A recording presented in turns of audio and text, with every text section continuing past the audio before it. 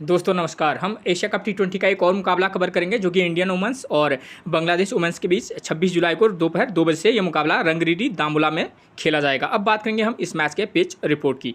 Pitch report की बात करें दोस्तों तो यहाँ की जो विकेट है एक बैलेंसिंग विकेट है, यानी कि बल्लेबाज और गेंदबाज को पिच से मदद मिलती है, चाहे फर्स्ट इनिंग हो या सेकंड इनिंग। अगर हम बात करें बल्लेबाजी के लिए तो यहाँ पर बल्लेबाजी के लिए ठीक ठाक कंडीशन रहती है, ठीक है ना, तो बहुत ज़्यादा ईजी ना बहुत ज़्यादा टफ। ठीक, यहाँ पर अगर जो भी टीम बल्लेबाजी करेगी आप उसके क्या कर सकते हैं, मिडिल ऑर्डर के जो प्लेयर हैं वो आप उन पर फोकस करके चलिएगा, खासतौर पर फर्स्ट इनिंग में, ठीक है ना, सेकंड इनिंग में भी और फर्स्ट इनिंग में भी। और उसके बाद बात करेंगे गेंदबाजी की, तो यहाँ पर क्या है दोस्तों, यहाँ पर स्पिनर थोड़ा सा ज़्यादा हमारे लिए फ़ायदेमंद रहेंगे, ठीक है। और आप क्या है पेसर पर भी फोकस करके चलिएगा, लेकिन हाँ स्पिनर जो है हमारे लिए थोड़ा सा ज़्यादा इंपॉर्टेंट रोल प्ले कर सकते हैं इस मैच में। ठीक, एक टिप्स जो मैं आपको हमेशा देता हूँ, अगर आपको समय पर पिच रिपोर्ट नहीं मिल पाती है तो कप्तान टॉस जीतने के बाद क्या कर रहा है, पहले बैटिंग कर रहा है या बॉलिंग कर रहा है, आप उसके डिसीजन को अपना आधार बनाकर भी टीम में प्लेयर का सिलेक्शन कर सकते हैं। जैसे अगर कप्तान टॉस जीतने के बाद पहले बैटिंग करता है तो आप समझ सकते हैं कि हाँ इसका मतलब है कि जो टीम यहाँ पर बैटिंग फर्स्ट के लिए अच्छी कंडीशन है और सेकंड में थोड़ा सा बल्लेबाजी के लिए थोड़ा सा टफ, ठीक है, ये टॉस से थोड़ा बहुत क्लियर हो जाता है। उसके बाद टीम क्या करेगी दोस्तों, ये तो आने वाला वक्त ही बताता है, ठीक है। दोस्तों मैं आपके लिए मैं स्टेप बाय स्टेप मैं आपको एक एक रिकॉर्ड समझा के चलूँगा, आप बस वीडियो के साथ बने रहिए, ठीक है ना। आपके लिए मैं काफ़ी इंपॉर्टेंट जो नॉलेज मतलब क्या होती है इन्फॉर्मेशन होती है वो आपके लिए लेकर आया हूँ, ठीक है। अब मैं बात करूँगा वेन्यू रिकॉर्ड की। वेन्यू रिकॉर्ड में दो प्रकार के हैं, एक ओवरऑल रिकॉर्ड है, एक है जो एशिया कप 2024 का जो मुकाबले अभी खेले जा रहे हैं करंट में, ये उनका रिकॉर्ड है, ठीक है। तो बात करेंगे सबसे पहले हम ओवरऑल रिकॉर्ड की। तो देखिए यहाँ अब तक टोटल 13 टी20 मुकाबले खेले गए, जहाँ बैटिंग फर्स्ट करने वाली टीम 5 बार तो वहीं बैटिंग सेकंड करने वाली टीम 8 बार यहाँ अपने मुकाबले जीती है, और एवरेज स्कोर कितना रहा है 130 का, ठीक है। तो देखिए अगर 13 में से 8 बार बैटिंग सेकंड करने वाली टीम जीत रही है तो हम ये कह सकते हैं कि हाँ जो टीम बैटिंग सेकंड करेगी उसके जीतने के चांसेस काफ़ी हाई रहेंगे। लेकिन दोस्तों हमको ये भी नहीं भूलना होगा कि जो टीम बैटिंग फर्स्ट करी है वो भी 5 बार यहाँ मुकाबले जीती है, ठीक है। और ये तो बात रही रिकॉर्ड की, ठीक है, लेकिन हमको ये भी ध्यान देना है कि दोनों टीमें जैसे बांग्लादेश और इंडिया दोनों टीमें अच्छी टीमें हैं, ठीक है। बांग्लादेश इंडिया बशर्ते बहुत अच्छी टीम है, लेकिन हाँ बांग्लादेश भी बहुत अच्छी टीम है, ठीक है। आप उसको हल्के में नहीं ले सकते, क्यों, क्योंकि उनकी टीम की फॉर्म भी इस समय शानदार चल रही है। तो ये मुकाबला जो है थोड़ा सा टक्कर का मुकाबला हो सकता है, ठीक है। इसका मतलब ये है कि कोई भी टीम चाहे वो बैटिंग फर्स्ट करे या बैटिंग सेकंड करे वो अपना मुकाबला जीत सकती है, ठीक है। तो आप इस बात को ध्यान में रखकर चलेगा, एक एक स्टेप बाय स्टेप मैं अभी आपको रिकॉर्ड समझाते हुए चलूँगा, ठीक है। उसके बाद बात करेंगे हम एशिया कप 2024 के रिकॉर्ड की। तो देखिए एशिया कप 2024 में यहाँ अब तक टोटल 10 टी20 मुकाबले खेले गए, जहाँ बैटिंग फर्स्ट करने वाली टीम 4 बार तो वहीं बैटिंग सेकंड करने वाली टीम 6 बार यहाँ अपने मुकाबले जीती है, और एवरेज स्कोर कितना रहा है 128 का, ठीक है। इन 10 मुकाबलों में से भी रिकॉर्ड कहता है कि 6 बार बैटिंग सेकंड करने वाली टीम जीती है। इसका मतलब ये है कि जो टीम बैटिंग सेकंड करेगी उसके जीतने के चांसेस हाई रहेंगे। लेकिन दोस्तों इस साल जो यहाँ ये तो रिकॉर्ड है, ठीक है, इस रिकॉर्ड के भीतर भी एक और रिकॉर्ड है छुपा हुआ है जो मैं आपको बताऊंगा, ठीक है ना। वो रिकॉर्ड मैं लिख तो नहीं सकता, ठीक है, मैं आपको बताता हूँ। इनमें जो है दिन के मुकाबले भी हैं इस रिकॉर्ड में और रात के मुकाबले भी हैं, ठीक है। तो इसमें बात क्या है कि जो दिन के मुकाबले यहाँ खेले गए हैं 4-5 मुकाबले, उनमें से 3-4 मुकाबले वो उस टीम ने जीते हैं जिस टीम ने बैटिंग फर्स्ट की है, ठीक है। तो आप इस बात को ध्यान में रखकर चलिएगा, ठीक है। अब ये तो रिकॉर्ड हो गया, ये एक रिकॉर्ड मैंने ये आपको दे दिया, दूसरा रिकॉर्ड मैंने आपको बता दिया कि जो दिन के मुकाबले हुए हैं जिस टीम ने बैटिंग फर्स्ट की है उसने अपने मैक्सिमम मैचेस वही जीती है, ठीक हो गया। अब इसके बाद जो बात आती है आपको जानने वाली, वो जो दिन के मुकाबले खेले गए थे उनमें वो मुकाबले किस प्रकार के हुए थे, जैसे Malaysia versus Sri Lanka, India versus Nepal, ठीक है, पाकिस्तान वर्सेस यूएई। तो यानी कि कहने का मतलब है एक टीम स्ट्रांग दूसरी टीम कमज़ोर टीम। तो और संयोग की बात यह है कि जो टीम मजबूत थी उन्होंने ही बैटिंग फर्स्ट किया और उन्होंने 180 प्लस का स्कोर किया हुआ है, ठीक है ना। तो फर्स्ट इनिंग में तो ये चीज़ें हैं। तो यहाँ पर क्या कह सकते हैं कि हम एक टीम कमज़ोर थी एक टीम बहुत स्ट्रॉन्ग थी, ठीक है। तो इसका फैक्टर भी ये भी फैक्टर हो सकता है कि मैच एक तरफा हो रहे हों, संभावना है। लेकिन रिकॉर्ड के बेस पर जाएँ तो हम ऐसा भी हो सकता है कि जो इंडिया और बांग्लादेश का मुकाबला हो वहाँ पर हो सकता है कि इसके उलट हो जाए, जो टीम बैटिंग सेकंड करे वो भी मुकाबला जीत सकती है, क्योंकि दोनों टीमें क्या है बैलेंसिंग है, ठीक है। इंडिया की टीम बशर्ते थोड़ा सा बांग्लादेश से ज़्यादा मजबूत है, लेकिन हाँ इंडिया की टीम अगर बैटिंग सेकंड करेगी तो वो भी मुकाबला जीत सकती है, नहीं भी जीत सकती है, ठीक है। तो दोनों कंडीशन के आधार पर आपको टीम बनाकर चलनी होगी। मैंने आपको एक एक चीज़ बता दी है, ठीक है ना। ये चीज़ हो गया। ठीक। उसके बाद एवरेज स्कोर 128 का रहा है, लेकिन दिन वाले मुकाबलों में जो है यहाँ बैटिंग के लिए अच्छी कंडीशन है, जिस अभी तक का रिकॉर्ड के बेस पर बोल रहा हूँ। ठीक है, अब इस वाले मुकाबले में कुछ अलग हो जाए वो बात की बात है, लेकिन जो अब तक हुआ है उसके बेस पर बात करें तो जिस टीम ने बैटिंग फर्स्ट की है उसने हाई स्कोरिंग मतलब हाई स्कोर बनाया है। ठीक है, तो उसको ध्यान में रखकर हम ये कह सकते हैं कि हाँ, जो टीम बैटिंग फर्स्ट करेगी, मे भी ऐसा हो सकता है कि भाई जब आप 4-5 टीमें बनाकर चलेंगे तो कुछ मैचेस को आप ये मान के चलिएगा कि हाँ, जो टीम बैटिंग फर्स्ट करेगी वो हो सकता है कि 150 टू 170 का बीच का समथिंग स्कोर बनाकर चल सकती है। ठीक है, कुछ टीमें आप इसके अकॉर्डिंग बनाइएगा, कुछ टीमें आप चाहे तो 150 के अराउंड वाली टीमें भी बनाकर चल सकते हैं। तो इस तरीके से आप ये देखिएगा कि भाई फिर उस कंडीशन में बैटिंग सेकंड करने वाली टीम जीतेगी नहीं जीतेगी, तो ये तमाम चीज़ें जो है मैं आपको आगे क्लियर करवाऊंगा, क्योंकि वीडियो थोड़ा सा लंबी हो जाती है वरना। ठीक है, तो देखिए इन 10 मुकाबलों की बात करें तो इन 10 मुकाबलों में टोटल 112 विकेट गिरे हैं, जहाँ फर्स्ट इनिंग में 65 तो वहीं सेकंड इनिंग में 47 विकेट गिरे हैं। ठीक है, तो इस रिकॉर्ड के बेस पर भी हम कह सकते हैं कि फर्स्ट इनिंग में कुछ ज़्यादा विकेट गिर रहे हैं, और दिन वाले मुकाबलों में बात यह है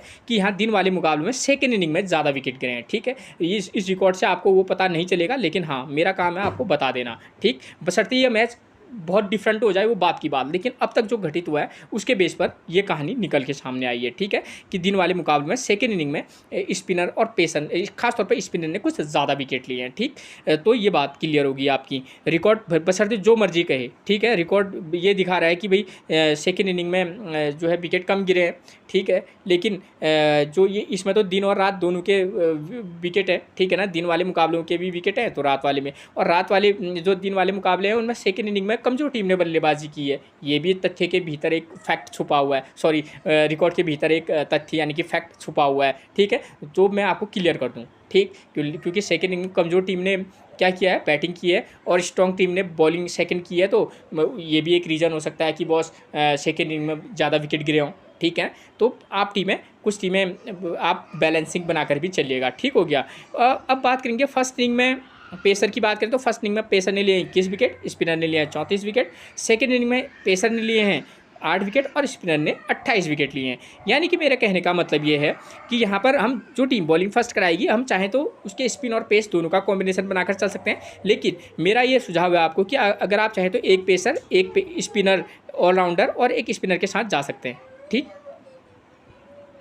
और जो टीम सेकेंड इनिंग में बॉलिंग कराएगी, आप क्या कर सकते हैं कि स्पिनर, जो टीम बॉलिंग सेकंड कराएगी आप उसके स्पिनर पर फोकस करके चल सकते हैं, और एक ऑलराउंडर पेसर पर भी फोकस करके चल सकते हैं। ठीक हो गया, ये चीज़ आपकी क्लियर होगी। ठीक, अब बात करेंगे हम प्लेयर्स फॉर्म की। उससे पहले अगर आपने मेरे चैनल को सब्सक्राइब नहीं किया तो प्लीज़ सबसे पहले आप मेरे चैनल को सब्सक्राइब जरूर कर दीजिएगा, एक लाइक और अपने व्हाट्सअप ग्रुप पर शेयर जरूर कर दीजिएगा। ठीक है, अब बात करेंगे इंडिया की तरफ से वो प्लेयर जिनकी फॉर्म अच्छी है, आप इनको फोकस करके चलिएगा, जैसे सैफ अली वर्मा है, स्मृति मंदाना, जमैमा रोड्रिग्स, हरमनप्रीत कौर, तो सभी इंडिया के सभी, चाहे बॉलर हों बैट्समैन हो, लगभग सभी की फॉर्म लगभग मतलब यह मान के चलिए 10 में से 9-10 प्लेयरों की फॉर्म अच्छी है। ठीक, तो उसके बाद बात आती है बांग्लादेश की तरफ से, तो मुर्शिदा खातून, निगार सुल्ताना, नाहिदा अख्तर, सबिकुन जैस्मिन, जहनारा आलम और रेबिया खान, इनकी प्लेयरों की फॉर्म अच्छी चल रही है। ठीक है ना, तो यहाँ पर तीन चार बैट्समैन है, तीन बॉलर्स भी हैं।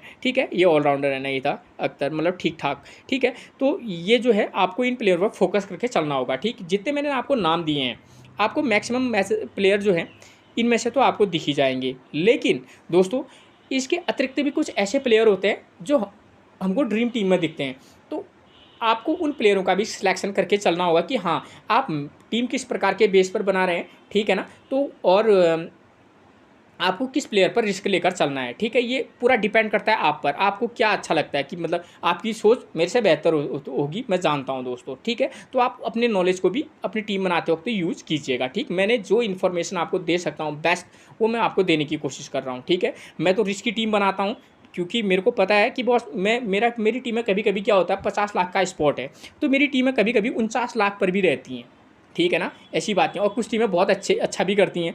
ठीक है, जब मेरी टीम में एंट्री वापस नहीं आती, मैं ये सोच के खुश रहता हूँ कि हाँ, अगर मैच इस प्रकार का होता तो मेरी टीम जीत जाती, लेकिन मैं सिचुएशन के आधार पर रिस्क लेता हूँ। ये नहीं कि किसी टीम के 6 बॉलर ले लिए, 2 बैट्समैन खेल लें, तो ऐसी टीमें तो नहीं जीतेंगे ना। अकॉर्डिंग टू सिचुएशन क्या अप्लाई करती है, उसके बाद रिजल्ट कुछ हो, वो बात की बात है। ठीक है, मुझे ऐसा लगता है, तो मैं तब भी खुश रहता हूँ कि हाँ, अगर थोड़ा सा कुछ ऐसा हो जाता तो शायद वहाँ पर मेरी टीम आगे जा सकती थी, ठीक है। तो वहाँ पर क्या होता है, अक्सर कैप्टन थोड़ा सा गोलमाल कर देता है तो मेरी टीमें पीछे रह जाती है।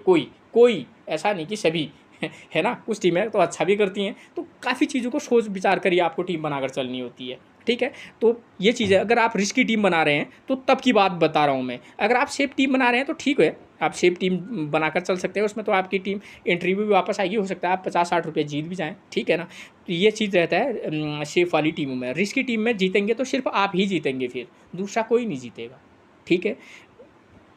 और रिस्क लेना तो अकॉर्डिंग टू सिचुएशन कि भाई हाँ, इस प्रकार का रिकॉर्ड है, इस प्रकार के मुकाबले हैं, इस प्रकार की टीम है और इस प्रकार का मुकाबला होने की संभावना मैक्सिमम है, तो मैं यहाँ पर इस प्लेयर पर दाव खेल सकता हूँ। तो ठीक है, चल गया तो सिर्फ आप जीतेंगे, फिर कोई नहीं जीतेगा, ठीक। इस स्कोरिंग पैटर्न की बात करें तो 150 से कम का स्कोर क्या रहता है, 150 से कम का स्कोर इस ग्राउंड पर 10 बार 150 से कम का स्कोर बनाए। और जो मैक्सिमम जो मैचेज हैं उनमें 150 से कम का स्कोर बनाए। और लेकिन जो आपको ये 170 190 वाले मुकाबले दिख रहे हैं, ये सारे के सारे दिन में खेले गए हैं दोस्तों, ठीक है ना। तो इस बात को आप ध्यान में रख के चलेगा। ये कहने का मतलब है कि दिन वाले मुकाबले में जिस टीम ने बैटिंग फर्स्ट की है उसने थोड़ा हाई टोटल बनाया है। और लेकिन इस वाले मुकाबले में हो सकता है कि अगर बांग्लादेश खेले तो थोड़ा कम बनाए, ठीक है। इंडिया खेले तो 170 के समथिंग पर अटक जाए। तो इस वाले मुकाबले में कॉन्टेस्ट तकड़ा होगा, क्योंकि जो बांग्लादेश के जो बॉलर्स है उनकी फॉर्म भी अच्छी है, ठीक है। आप उनको मतलब इतना हल्के में नहीं ले सकते, ठीक है ना। तो नो डाउट इंडिया जीत भी सकती है, ठीक है। कंडीशन थोड़ा ऊपर नीचे रही तो रिजल्ट कुछ भी हो सकता है, ठीक। तो इस बात को आप थोड़ा सा ध्यान में रखकर चलिएगा। अब बात करेंगे वेन्यू मैसेज की। तो वेन्यू मैसेज की बात करें तो देखिए, वेन्यू मैसेज में ये 24 जुलाई का मुकाबला है। यहाँ पर देखिए ये दिन का मुकाबला, मैंने सारे के सारे मुकाबले क्या लिए हैं, दिन वाले मुकाबले लिए हैं, ठीक है। और दिन वाले मुकाबलों में यहाँ पर एक बात मैं क्लियर कर दूँ, ठीक। दिन वाले मुकाबले में हाई टोटल बनाया, तो इसलिए मैंने दिन वाला मुकाबला लिया। तो ये बांग्लादेश ने फर्स्ट इनिंग में बल्लेबाजी किया है, 191 रन का स्कोर किया है, विकेट कितने गिरे, 2 विकेट पर भी फोकस करके चलना है। और टीम किस किस के बीच खेला गया है उस पर भी फोकस करके चलना है, ठीक है ना, ठीक। यहाँ एक महज 2 विकेट गिरे। और मलेशिया की जो टीम थी वो 77 रन पर 8 विकेट उसके आउट हो गए थे, ठीक है ना।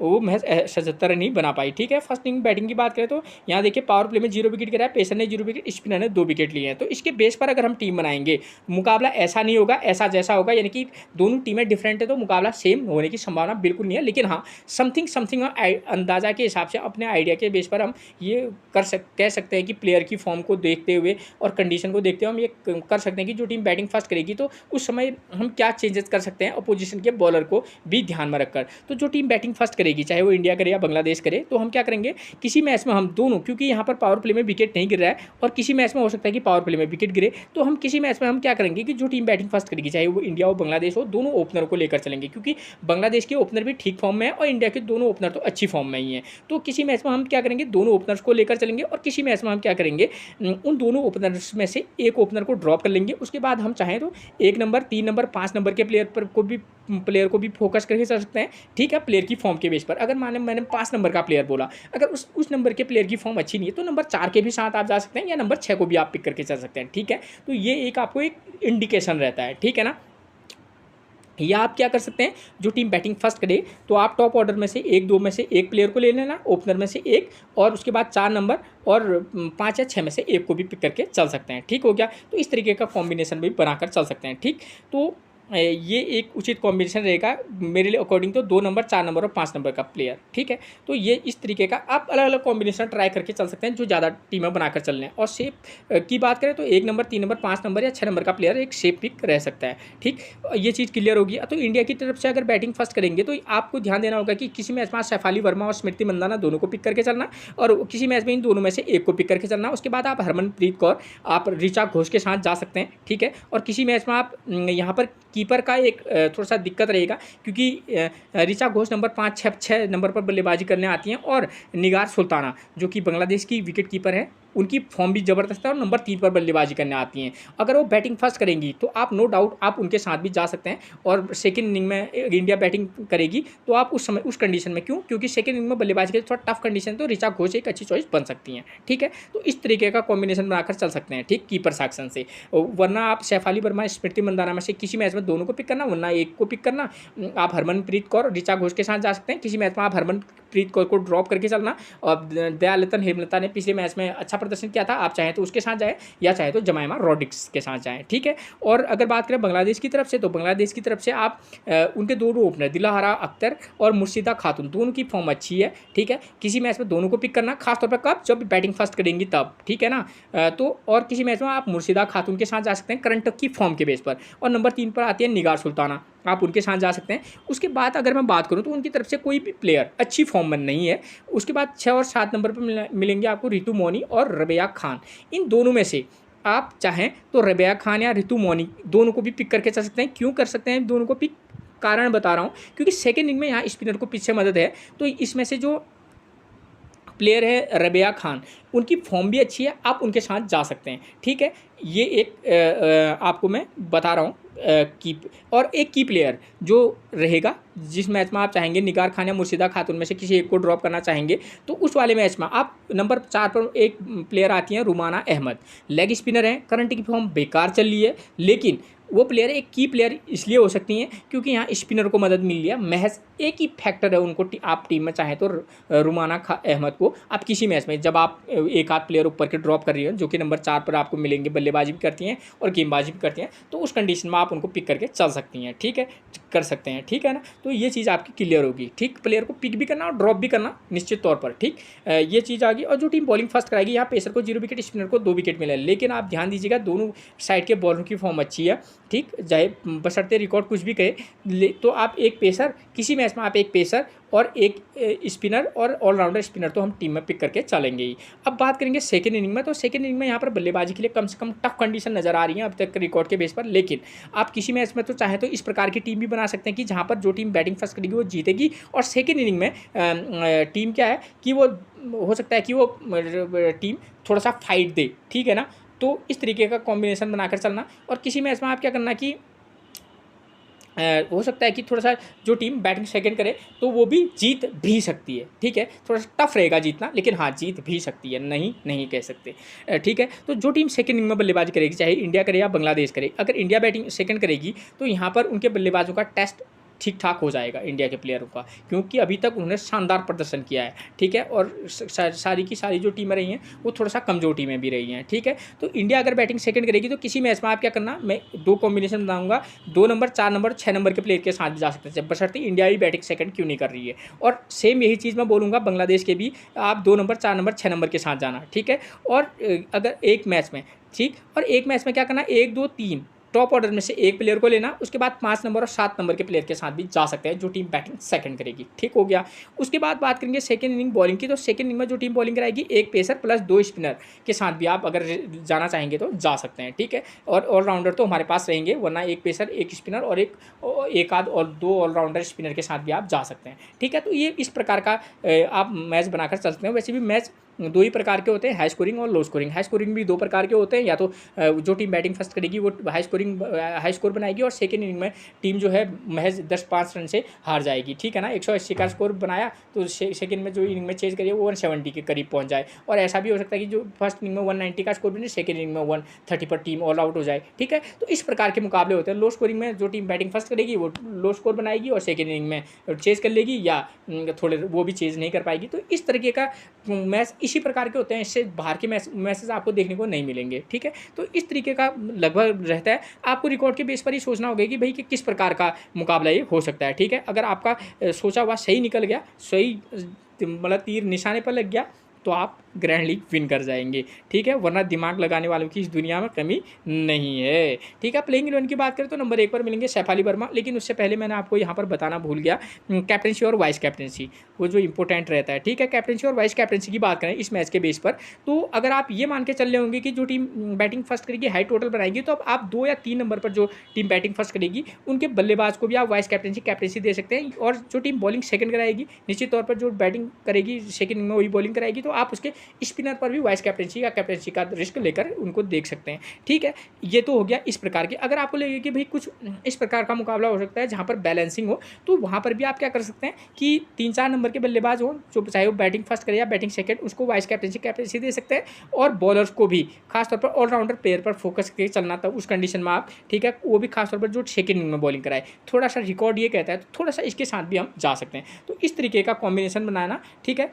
तो टॉप और मैंने आपको बल्लेबाज और बॉलर सारे कुछ प्लेइंग 11 में पता चल जाएंगे, तो आपको आसानी से आपको पता चल जाएगी कि भाई मैं इस प्रकार की टीम बना रहा हूँ, तो मैं मुझे इस प्लेयर को कैप्टनसी और वाइस कैप्टनसी देनी चाहिए। ठीक है ना, क्योंकि वीडियो खामखा लंबी हो जाती है। प्लेइंग 11 की बात करें तो नंबर 1 पर सैफ अली वर्मा मिलेंगे इंडिया की तरफ से, 81, 37, 40, 27 और 18, जबरदस्त फॉर्म में। ठीक है ना, बैटिंग सेकंड करेंगी तो किसी मैच में ड्रॉप करके चलना, फर्स्ट इनिंग में बल्लेबाजी में किसी में भी पिक भी और किसी में ड्रॉप करके भी निश्चित चलिएगा। नंबर 2 पर मिलेंगी स्मृति मंदाना, बशर्ते पिछले मैच में इंडिया की बैटिंग ऑर्डर थोड़ा सा चेंज कर दिया था। ठीक है, तो मैंने उस बैटिंग ऑर्डर को नहीं लिया है, अकॉर्डिंग जो इंडिया का एक्चुअल बैटिंग ऑर्डर है वो यही रहता है। ठीक है, स्मृति मंदाना 13, 45, 54 और 46 ये इनका स्कोर रहा है। ठीक है ना, तो अच्छी फॉर्म में किसी में पिक करना, खासतौर पर सेकंड इनिंग में थोड़ा सा रिस्क लेकर पिक और ड्रॉप करना, फर्स्ट इनिंग में आप मैसेज में इनको पिक करके चल सकते हैं और ड्रॉप भी। ठीक है, और वाइस कैप्टनसी की भी ये चॉइस रहेंगे, चाहे सैफ अली हो या स्मृति मंदाना, खासतौर पर कब, जब ये बैटिंग फर्स्ट करेंगी तब। सेकंड इनिंग में थोड़ा सा रिस्की रह सकते हैं। और दयालतन हेमलता की बात करूँ तो दयालन हेमलता जो है पिछले मैच में 47 से पहले 2, 14, 14 ये इनका फॉर्म चल रहा है। आप क्या कर सकते हैं, फर्स्ट इनिंग में किसी मैच में पिक करना, किसी में ड्रॉप, और सेकंड इनिंग में चाहें तो आप ड्रॉप करके भी चल सकते हैं। हरमनप्रीत कौर की बात करें, पिछले मैच खेली नहीं थी, इस मैच में खेलेंगी। इनकी पिछले मैच में सजीवन साजना इनकी जगह पर खेली थी, हो सकता है कि ये इस मैच में भी खेले या हो सकता है ना खेले। और हरमनप्रीत कौर की फॉर्म करंट की ज़बरदस्त है। ठीक है, एक ऑब्वियस पिक रहेंगी हमारी टीम में, फर्स्ट इनिंग में भी सेकंड इनिंग में भी। नंबर 5 पर मिलेंगे आपको जमाइमा रोड्रिग्स। जमाइमा रोड्रिग्स एक ज़बरदस्त प्लेयर है। ठीक है, आप इस प्लेयर को खास तौर पर इस मैच में इग्नोर करके मत चलिएगा, मेरा अपना मानना है। हो सकता है कि मैं गलत हूँ, लेकिन हाँ, इस प्लेयर पर आप फोकस करके जरूर चलिएगा इस वाले मैच में। हो सकता है कि मैं अकॉर्डिंग सिचुएशन हरमनप्रीत कौर या जमाइमा रोड्रिग्स इन दोनों में से किसी एक को वाइस कैप्टनसी या कैप्टनसी दे सकता हूँ। ठीक है, और ऋचा घोष की बात करें तो ये करंट का फॉर्म है, और खास तौर पर आप इनको किसी मैच में पिक भी करना, ड्रॉप भी करना, क्योंकि निगार सुल्ताना अगर फर्स्ट इनिंग में बल्लेबाजी करेंगी तो अब अकॉर्डिंग टू सिचुएशन यहाँ पर फर्स्ट इनिंग में बल्लेबाजी के लिए अच्छी कंडीशन है, तो वहाँ पर मैं चाहूँगा कि मैं निगार सुल्ताना को भी लेकर चलूँ, और ऋचा घोष सेकंड इनिंग में बल्लेबाजी के लिए टफ कंडीशन है, तो किसी में हो सकता है कि मैं इनको ड्रॉप करके भी चलूँगा निश्चित तौर पर। नंबर 7 पर मिलेंगे आपको कौन, दीप्ति शर्मा। ठीक है, करंट की फॉर्म ज़बरदस्त है। ठीक है, सेकंड इनिंग में अगर गेंदबाजी करेंगी तो निश्चित तौर पर वाइस कैप्टनसी का एक विकल्प बन सकती हैं, टीम में पिक रहेंगी। ठीक है, अगर आप रिस्क टेकर है किसी मैच में ड्रॉप करके देख सकते हैं। ठीक है, करंट फॉर्म के बेस पर तो ड्रॉप करना बनता नहीं है, लेकिन हाँ, अगर क्योंकि फर्स्ट इनिंग में थोड़ा बल्लेबाजी के लिए अच्छी कंडीशन है, तो किसी मैच में आप ड्रॉप करके भी चल सकते हैं जब ये फर्स्ट इनिंग में बॉलिंग कराएंगे, सिर्फ तब। ठीक, पूजा वस्त्राकर का करंट का फॉर्म ज़बरदस्त है, आप इनको पिक करके चल सकते हैं। उसके बाद अरुंधति रॉय की बात करें तो अरुंधति रॉय पिछले मैच में इनकी जगह पर खेली थी, 2 wicket 1 wicket, 0 wicket 2 wicket 1 wicket. ठीक है, इनका भी अच्छा फॉर्म है। अगर किसी कुछ अप एंड डाउन होगा तो अरुंधति रॉय खेलेंगी, तो किसी मैच में आप इनके साथ भी जा सकते हैं। उसके बाद बात करेंगे राधा यादव की, तो करंट की फॉर्म अच्छी चल रही है। ठीक है, सेकंड इनिंग में बॉलिंग कराएंगी तो एक अच्छी पिक रहेंगी। रेणुका सिंह की बात करें तो करंट के फॉर्म इनका भी ठीक ठाक है, हर मैच में 1 से 2 विकेट ले रही है। ठीक है, तो फर्स्ट इनिंग में किसी मैच में ड्रॉप भी करना, लेकिन इनको। ठीक है, तनुजा कंवर की बात करूँ तो 0 wicket 1 wicket 2 wicket 0 wicket 1 wicket, ये इनका करंट का फॉर्म है तनुजा कंवर का। ठीक है, सेकंड इनिंग में तो किसी मैच में आप इनको पिक कर सकते हैं, फर्स्ट इनिंग में चाहे तो आप इनको किसी मैच में ड्रॉप करके चल सकते हैं। ठीक है, उसके बाद बात करेंगे हम बांग्लादेश के प्लेइंग 11 की, तो नंबर 1 पर मिलेंगे आपको दिलहारा अख्तर। करंट की फॉर्म 33 रन, 17, 6, 4 और 21। फर्स्ट इनिंग में अगर ये बल्लेबाजी करेंगी तो किसी मैच में पिक करना, सेकंड इनिंग में चाहे तो किसी में ड्रॉप करके चल सकते हैं। मुर्शिदा खातून, करंट का फॉर्म लाजवाब फॉर्म है, फर्स्ट इनिंग में अगर बल्लेबाजी करेंगी तो आप किसी एक मैच में वाइस कैप्टनसी देकर इनको देख सकते हैं। निगार सुल्ताना को भी एक वाइस कैप्टनसी की चॉइस रहेंगी, खासतौर पर कब, जब ये फर्स्ट इनिंग में क्या करेंगी, बल्लेबाजी करेंगी। 62, 39, 7 और 1 विकेट कीपर्स जो है एक ऑप्शन में नंबर 3 पर बल्लेबाजी करने आती हैं, एक अच्छी विकल्प हमारे लिए बन सकती है। रुमाना अहमद, एक रिस्की पिक, जो बंदा रिस्क लेना चाहता है तो इसी प्लेयर पर रिस्क लेना। ठीक है, सीधे सीधे आप चाहें तो वाइस कैप्टनसी भी बना सकते हैं, दे सकते हैं, खासतौर पर कब, जब ये बैटिंग फर्स्ट करेंगे और सेकंड इनिंग में बॉलिंग कराएंगी। क्यों, क्योंकि फर्स्ट इनिंग में बल्लेबाजी के लिए अच्छी कंडीशन है और सेकंड इनिंग में स्पिनर के लिए बॉलिंग कराने के लिए अच्छी कंडीशन है। तो एक आपके लिए काफ़ी रिस्की, अगर आप बहुत ज़्यादा रिस्की है तो सीधे इनको कैप्टन बनाना। ठीक है ना, या तो आपकी टीम बिल्कुल ही डूब जाएगी, या ग्रैंड लीग जीतेगी तो सिर्फ आपकी टीम जीतेगी, दूसरी टीम नहीं जीत सकती है फिर। ठीक है ना, तो ये चीज़ क्लियर ही है। ठीक है, वरना आपकी एंट्री वापस नहीं आएगी। ठीक है, तो कैप्टनसी देना डायरेक्ट। ठीक है, और ये मैंने आपको विकल्प बता दिए हैं कि क्या क्या हो सकता है आपके साथ। नंबर 5 पर मिलेंगे कौन, इस्मा तंजीम, करंट की फॉर्म बेकार चल रही है, ठीक है, इस मैच में चमत्कार करते हैं वो बात की बात है। रितु मोहन की बात करें तो राइट आर्म मीडियम फास्ट हैं और राइट हैंड बल्लेबाज हैं। करंट की फॉर्म की अब देखिए इनका 1 wicket 9 run 2 wicket 3 run 37 run 0 wicket 1 run, तो करंट की फॉर्म ऐसी ही है, ठीक ठाक है। राइट आर्म मीडियम फास्ट हैं, किसी मैच में ट्राई करके चल सकते हैं। रितु मोनी का करंट का फॉर्म भले ही ठीक ठाक हो लेकिन प्लेयर ज़बरदस्त है, ठीक है। नंबर 7 पर मिलेंगे हमको रबिया खान। करंट की फॉर्म की बात करें तो 1 wicket 4 wicket 19 run 4 wicket 2 wicket, मतलब करंट की फॉर्म के बेस पर ये वाइस कैप्टनसी का विकल्प बनती हैं अगर ये सेकेंड इनिंग में बॉलिंग कराएंगी तो, ठीक है ना। एक अच्छी प्लेयर है रबिया खान, आप भूलना मत।